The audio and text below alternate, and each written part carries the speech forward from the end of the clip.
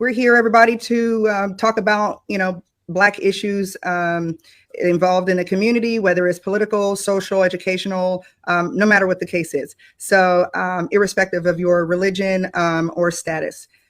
So today we are discussing social media. We're discussing the positive aspects of social media, and we are discussing the destruction that it has caused within our Black community as well. So I have my co-host Natural, and I also have our guest, which I'm very proud to have, Abul Bara. And we are going to just get right into it, folks. It's at the top of the hour. Let's do it. So social media, right? Abul Bara, are we looking at the positives or are we looking at the negatives first? What are we looking at, sir? What's your take on it? Positives. All right. So looking at social media right now, I mean, you can look at it as an outlet for businesses, right? You can look at it as an opportunity when something happens in the community and we need to gather. It's great. It's right on time. It's real time. We can gather as a community and make things happen. So there are some positive aspects to it. What are some of the things that you look at as positive aspects? Well, for me, the positive aspects of social media is the quick way to get information to see what's going on. All right. Right. I can see right now what's live going on in Africa, what's live going on in China, what's live going on in any event, which we didn't have a good 20 or 40 years ago, unless it came through mainstream media. Correct? Correct.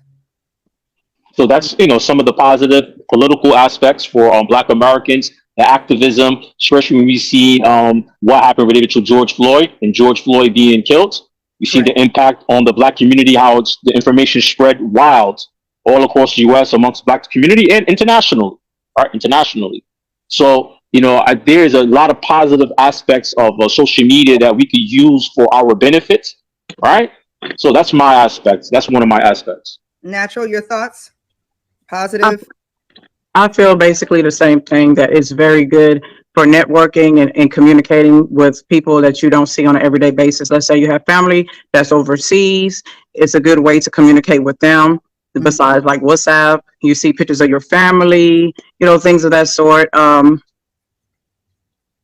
Marketing. Oh yeah.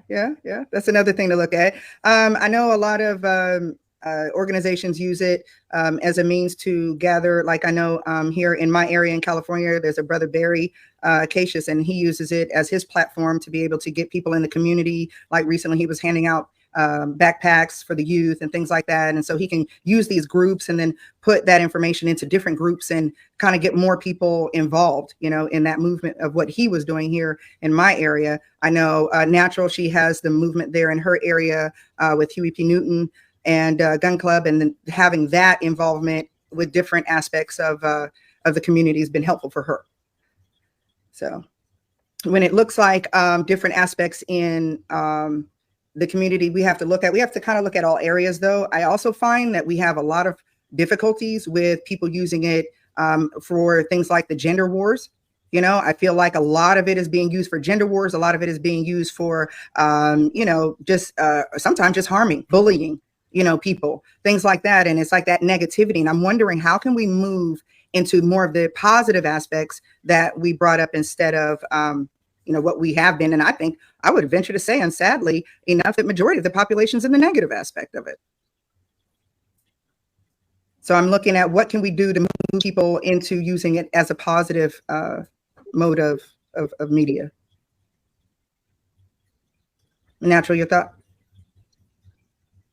I believe in this time that we're in right now, it's basically hard to say because it's too far gone.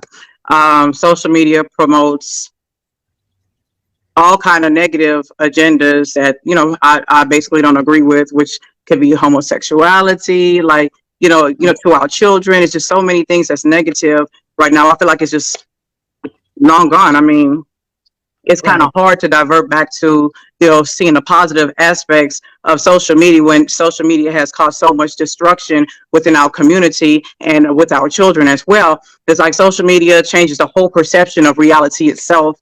And it's like we replace our communication and social life by being more digital.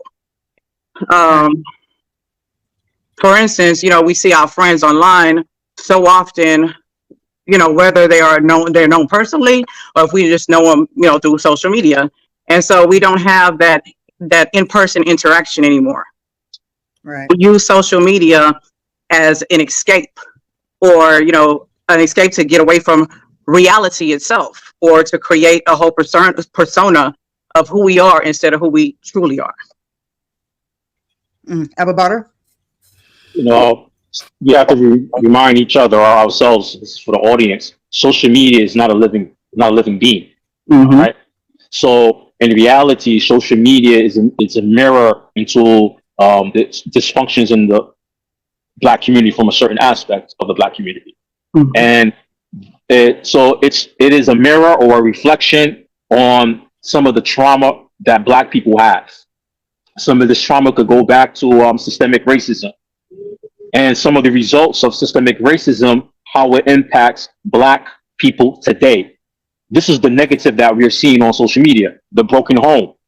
What type of children grew up in the broken home? We can see what they're doing now on social media. So we can see that the degrading or the downfall of the family structure, social media is just a reflection. What we see on social media is a reflection of the breaking up of the family, the home, the Black moral, all these things. So when we talk about the negativity of social media, then we have to start talking about how to fix these things. Now, I live outside of the US, all right? Now, outside of the US, in different countries, the government has certain control over social media, what is put out there. Now, when I talk about governments, we cannot compare governments outside to the US government, because in other countries, the people who live in that country are the people who rule in that country.